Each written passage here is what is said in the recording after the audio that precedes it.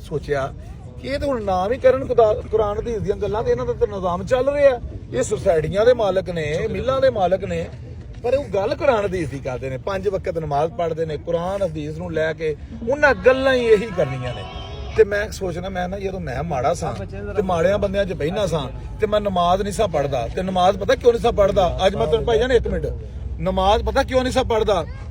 ਕਿ ਮੈਂ ਮਸੀਤੇ ਜਾਵਾਂਗਾ ਨਾ ਤੇ ਹੁਣ ਮੇਰੀ ਬਰਾਦਰੀ ਦੇ ਜਿਹੜੇ ਡੋਗਰ ਸਨ ਨਾ ਦੂਸਰੇ, ਮੈਂ ਕਿਹਾ ਉਹ ਕਹਿਣਗੇ ਇਹ ਹੁਣ ਬੜੀਆਂ ਨਮਾਜ਼ਾਂ ਪੜ੍ਹਦਾ, ਲੱਗਦਾ ਇਹਨੂੰ ਕੋਈ ਕੰਮ ਪੈ ਗਿਆ। ਇਹ ਸ਼ਰਮ ਤੂੰ ਨਹੀਂ, ਕਈ ਲੋਕ ਨਮਾਜ਼ ਪੜ੍ਹਦੇ, ਤੁਹਾਡੇ 'ਚ ਵੀ ਕਈ ਐਸੇ ਲੋਕ ਨੇ ਜਿਹੜੇ ਮਸੀਤੇ ਨਹੀਂ ਜਾਂਦੇ ਕਿ ਮੇਰੇ ਸ਼ਰੀਕਾਂ ਨੇ ਕਹਿਣਾ ਹੁਣ ਬੜੀ ਮਸੀਤੇ ਪੜ੍ਹੇ, ਹੁਣ ਬੜੀ ਨਮਾਜ਼ ਪੜ੍ਹਦਾ।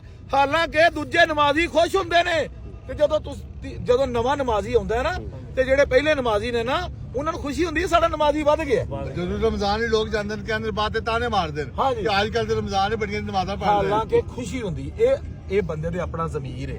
ਇਹ ਬੰਦਾ ਸੋਚਦਾ ਹੈ ਕਿ ਲੋਕਾਂ ਤਾਨਾ ਮਾਰਨਾ। ਨਮਾਜ਼ ਤੋਂ ਤੁਹਾਨੂੰ ਕਿਸੇ ਨੇ ਤਾਨਾ ਮਾਰਨਾ, ਤੁਸੀਂ ਨਮਾਜ਼ ਪੜ੍ਹਨੀ ਤੇ ਤੁਹਾਨੂੰ ਲੋਕਾਂ ਵੇਖ ਕੇ ਖੁਸ਼ ਹੋਣਾ ਕਿ ਯਾਰ ਇਹ ਵੀ ਆ ਗਿਆ ਸਾਡੇ ਨਾਲ ਨਮਾਜ਼ੀ ਵਧਿਆ।